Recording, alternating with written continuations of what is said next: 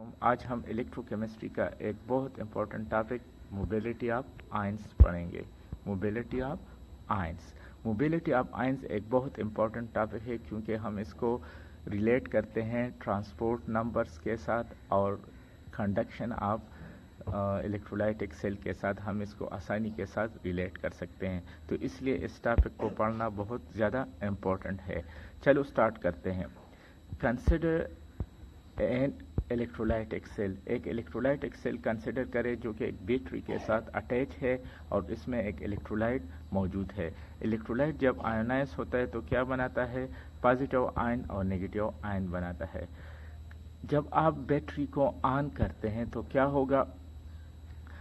Positive ions negative electrode की तरफ move करना शुरू हो गए एक खास वेलोसिटी के साथ, और नेगेटिव आयन पॉजिटिव इलेक्ट्रोड की तरफ मूव करना शुरू होंगे एक खास वेलोसिटी के साथ। नाउ क्यों under applied electric field positive और नेगेटिव आयंस का इलेक्ट्रोड के इलेक्ट्रिक फील्ड के साथ इंटरेक्शन होता है, जिसकी वजह से वो इसको अपनी तरफ खींचते हैं। नाउ द क्वेश्चन अराइज के वेलोसिटी ऑफ आयंस किस पे डिपेंड करेगा? वेलोसिटी ऑफ आयंस किन फैक्टर्स पे डिपेंड करेगा? तो इसको समझने के लिए हम ये फैक्टर पढ़ते हैं। यू कैन सी हमारे पास velocity of ions in an electrolytic solution किस पे डिपेंड करेगा? नेचर ऑफ आयंस पे। फॉर एग्जांपल, अगर इलेक्ट्रिक फील्ड सेम अप्लाई किया है तो पोटेशियम आयन एक वेलोसिटी से मूव करेगा, एमोनियम आयन दूसरी के साथ करेगा, क्लोरीन आयन की वेलोसिटी अलग होगी। दूसरा है नेचर ऑफ सॉल्वेंट पे। चूंकि ये आयंस थ्रू सॉल्वेंट मूव करता है अपने अपोजिट इलेक्ट्रोड, तो इसका मतलब है अगर ज़्यादा विस्कस सॉल्वेंट होगा तो इसकी वेलोसिटी कम होगी, अगर कम विस्कस सॉल्वेंट होगा तो इसकी वेलोसिटी ज़्यादा होगी। थर्ड है डिस्टेंस बिटवीन पैरेलल इलेक्ट्रोड। अगर इलेक्ट्रोड के दरमियान डिस्टेंस जितना ज़्यादा होगा उतना वेलोसिटी कम होगा, क्योंकि पोटेंशियल ग्रेडियंट कम होगा, इलेक्ट्रिक फील्ड आयंस पे कम अपना असर अपना फोर्स डाल सकेगी। जो फोर्थ है वो है पोटेंशियल डिफरेंस अप्लाइड। अगर पोटेंशियल डिफरेंस ज़्यादा अप्लाइड होगा तो इलेक्ट्रिक फील्ड की स्ट्रेंथ ज़्यादा होगी, तो आयंस की वेलोसिटी ज़्यादा होगी। अब अगर हम इन दोनों फैक्टर को कांस्टेंट लें तो क्या होगा? S is directly proportional to V. S represent velocity of ion while V potential applied है। तो जाहिर है पोटेंशियल जितना ज़्यादा होगा आयंस की वेलोसिटी ज़्यादा होगी। Similarly S is inversely proportional, यहाँ पे इसको करेक्ट करें। S is inversely proportional to the length between electrode. L क्या है? The length between electrode। दोनों को कंबाइन करें तो वेलोसिटी ऑफ आयंस किसके प्रोपोर्शनल होगा?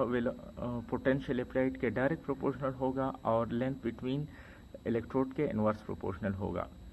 अब इसको कंबाइन करें तो हमारे पास इक्वेशन क्या आएगा? Velocity of ion is equal to V over L, जो कि आप जानते हैं ऑलरेडी कि क्या है?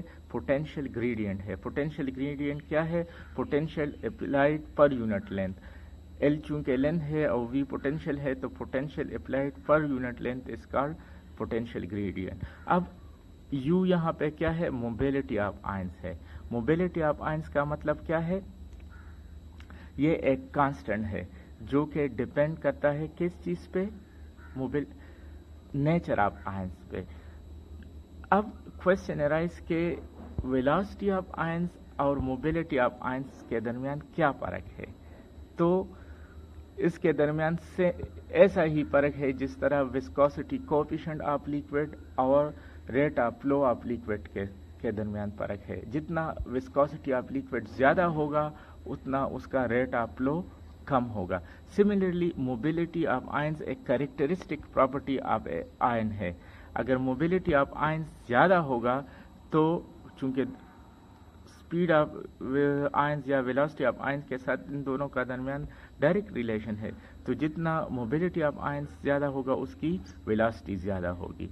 राइट? सो आप देखें मोबिलिटी ऑफ आयंस को हम किस तरह डिफाइन करते हैं? अगर इन टर्म्स को यहाँ पे ले आए तो क्या होगा? एस वी ओवर एल होगा। तो हमारे पास मोबिलिटी ऑफ आयन किसके बराबर होगी? Velocity of ion divided by v over l। v over l क्या है हमारे पास? पोटेंशियल ग्रेडियंट है।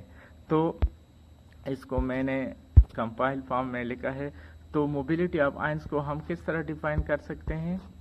The velocity of any ions under the influence of external magnetic field is called mobility of ion. Ionic mobility किसके बराबर है? आयनिक velocity की, जो कि अभी हमने डिराइव किया S over potential gradient. Potential gradient किसके बराबर है? v over l। v क्या है? पोटेंशियल अप्लाइड, और l क्या है? Distance between electrode. तो हमारे पास आयनिक मोबिलिटी किसके बराबर होगी mathematically? Ionic velocity divided by potential gradient. Now इसका यूनिट क्या होगा? इसका यूनिट हमारे पास यहाँ क्या होगा? आप देखें, वेलोसिटी की हमारे पास चूंकि s है, तो इसका यूनिट क्या है? वेलोसिटी का यूनिट हमारे पास क्या है? मीटर पर सेकंड। और पोटेंशियल का यूनिट हमारे पास क्या है? पोटेंशियल का v है, और हमारे पास m लेंथ का यूनिट क्या है? m है।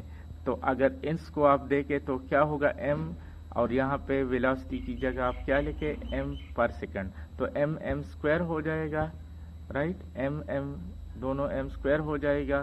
पोटेंशियल चूंकि नीचे है तो पर वोल्ट हो जाएगा और पर सेकंड हो जाएगा। तो इसकी हमारे पास यूनिट क्या है? m स्क्वायर यूनिट क्या है? मीटर स्क्वायर पर पोटेंशियल पर सेकंड होगा, राइट? तो ये हमारे पास बेसिक कंसेप्ट है वेलोसिटी का, सॉरी